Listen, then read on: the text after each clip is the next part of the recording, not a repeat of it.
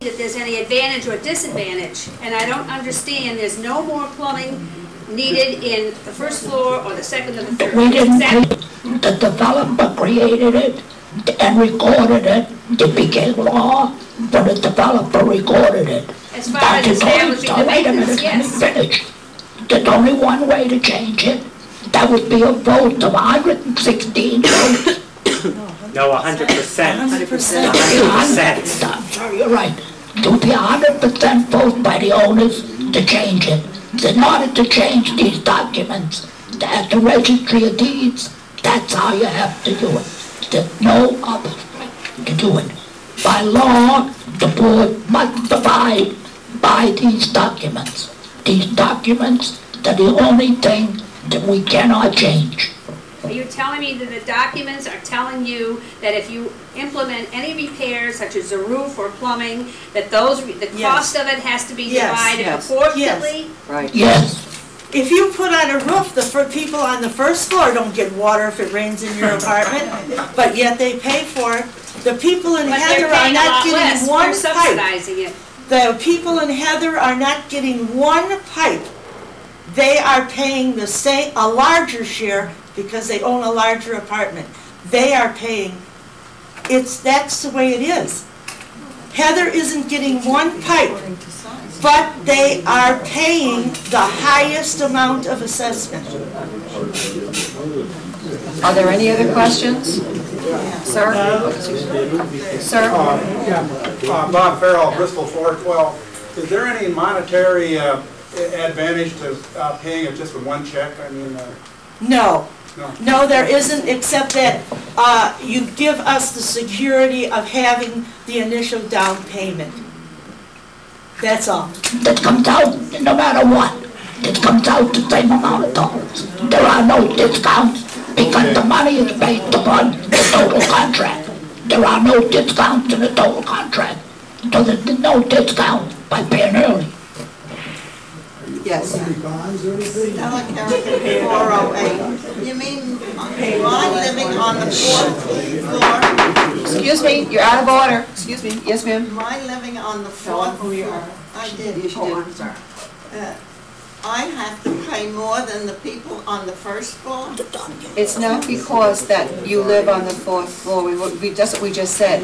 It's what is listed, the amount of percentage of the condominium that you own as stated in the documents you received at the time you purchased your condominium, which have been properly and duly recorded in this in the office of the Broward County Deed.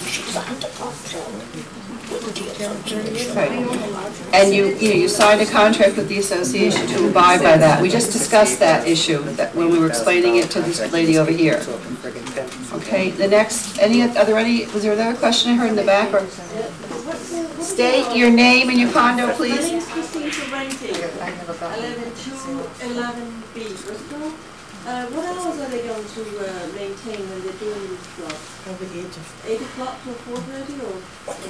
What hours? Yes, they will probably, it could be 8 to 5, but I would think 8 to 4:30, because I think those fellows take a half-hour lunch. Unless they have to finish, you know, maybe they have like one little thing to do and they have to work till 5:15. But I would think that their day would be pretty complete, 8 to 5. They must work whatever hours it takes after they stop to turn water back on in the building. Otherwise, the building would be without water. Then we can't have that. If they should have to work a little bit late, that's their responsibility. We don't pay no overtime. That's their responsibility because in the agreement, they will turn the water on every night. Just what, that gentleman in the black shirt in the back, yes. Hi, I'm Bill, and I'm at 205C. I'd like to know, will we know approximately the date that the people will arrive, if, you know, like my next neighbor's getting there? Yes, you'll know in advance. By like a couple of days, and have an idea that they're going to be there. Right, it'll be published. It'll be also appear in the elevator, so you'll know in advance. And on your boards. On the note boards outside. Okay. Right. Okay. And is there going to be a time frame for the whole building? Like, is it going to be like 2 or 3 months? It's going to take the whole job document? Well, we said before, it should take hopefully from about the 15th, or starting the 6 to 8 weeks, starting around the middle of February. Is that for the whole complex? Yes, yes. The whole ABCD building? Right. Okay, For the thank whole- you. This gentleman with the gray shirt. Mark Nottingham, 403A. Just a quick question. When you said they're going to do stacks like the ones. Right. When they close off the water to do like the stacked ones, does that mean the whole entire building has no water or just that stack? The whole A won't have water. Oh, my God. That's one reason that we're doing it also. We don't have isolation valves in the place. So we're gonna do it so that we get the stacks in to connect, just prior to connecting them. We shut the water down, connect them up, and they'll be all valved. We do the work in the hallways, then we'll valve the lateral coming off the hallway to the apartment. If anybody wants to just get an idea of how it looks when it's done, if you're out for a walk or you're curious, walk down the first floor of the terrace. Look over the front doors. The pipes are right there. The shut-offs are there.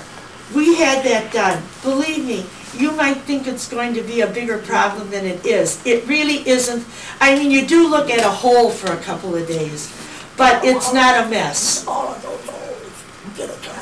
Yeah, yeah. And the holes do get replaced almost immediately. So I get sort of skitsy when I think of people coming in and ripping down walls, and I understand how you all feel, but it really isn't going to be as horrible as you're imagining it. Okay, then this is one further question, Joyce, and then I'm going to close. I just want to clarify the time. You're saying roughly 6 weeks to do the whole complex. Right. So would I be correct in assuming that if they're going to start in Avon, it would take them, what, 2 weeks to do Avon, the whole building? I don't know. So that means 2 weeks we're going to be without water every day? We can't, well, yes, for the purpose of, it's difficult to say. What I can tell you, the whole project is 6 to 8 weeks. Now, the bigger buildings take longer than the smaller. I can't hear. The bigger buildings take longer than the smaller buildings, so you are going to be without water primarily from Monday to Friday, from 8 to 5. But they will eventually get down beyond you, and by the time they get by. You're not going to be without water for 8 weeks. It'll just be the amount of time that they're working on your specific building. Which would be about 2 weeks at least. Well, we don't know. We hope less. We hope less. Hope for the best. Are there any other questions? That's a short period of time. We're going to close the discussion from the audience now and take the vote. Sorry. This discussion from the floor is closed. We're going to go to a vote now for... We're going to talk about the plumbing companies. Okay. Talk about the 3 plumbing companies? Why don't we take a vote on the special assessment? I think we better do that. Okay. Would you like to make a motion regarding the special assessment? All right, I make a motion that we pass the special assessment for $181,000 to give the unit owners a choice of 2 payment plans, the payment in full plan on February 1st, or the 3 payment plan, first payment due on February 1, second payment due on March 1, third and final payment must be made by April 1 and no later, due to our having to pay the contractor. You'll have your choice of how you want to pay it. The work will start in February and be done in April. I second the motion. Motion being made and seconded. We'll now call the roll. Leslie Dean, how do you vote? Yes. Carol Willard? Yes. Nancy Barrow? Yes. Tony Rubio? Yes. Dot Perry? Yes. Both being unanimous, we have that the special assessment has been passed. Now we'll pick the contractor. And now we're going to pick the contractor.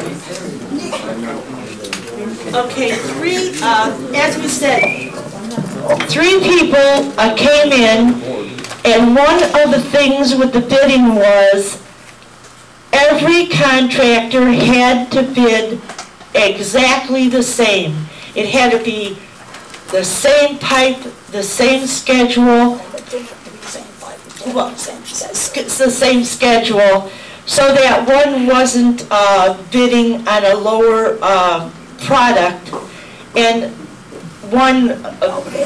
nobody had an advantage, and nobody knew what the other was bidding.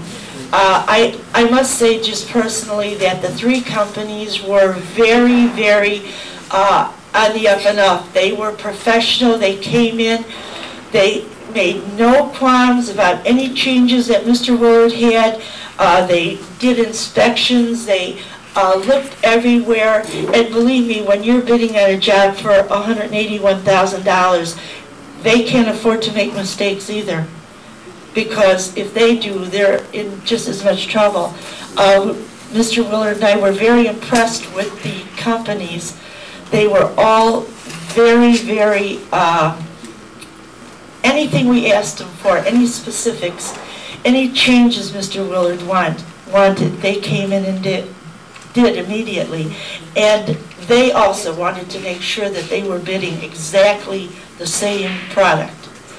So Mr. Willard, and he really looked into everything, and now, even though it's hard for him to talk, he has to make his recommendations.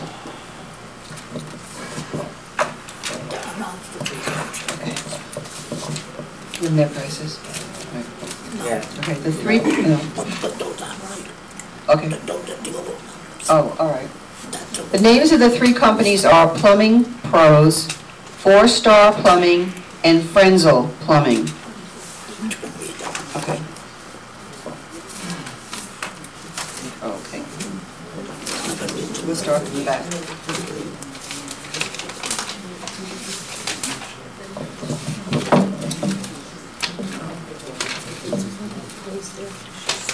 It's 4 star. Yeah. He's curious here. No, he's got 2 pieces. No. No.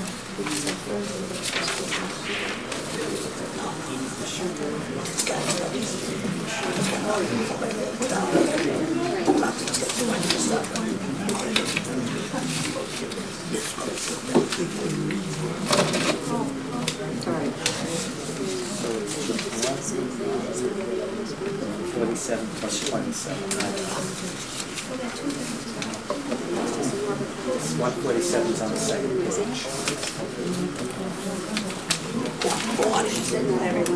148 plus 20, plus 148.5 plus 27.120. That's what I keep.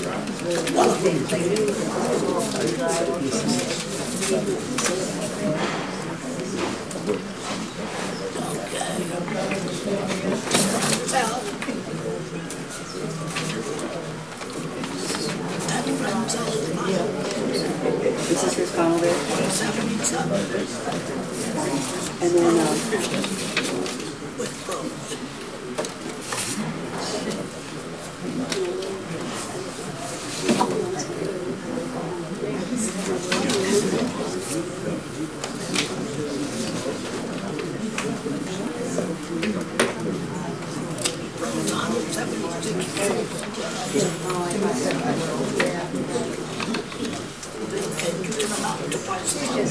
okay.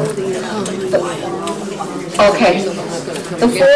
On the three companies, the 4 Star Plumbing, which was the second company that I mentioned, their total bid and their final bid was $175,620. The Frenzel company, the Frenzel Enterprises Inc., their final bid was $177,000. And this is the, here, Plumbing Pros, yeah.